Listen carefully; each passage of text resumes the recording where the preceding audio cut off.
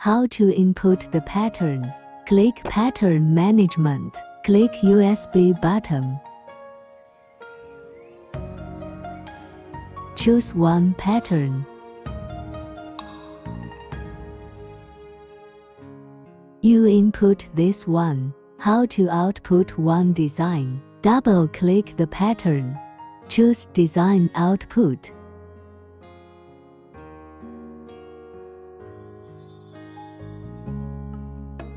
You can check it in the USB flash drive. How to delete patterns. Double-click the pattern. Delete the pattern.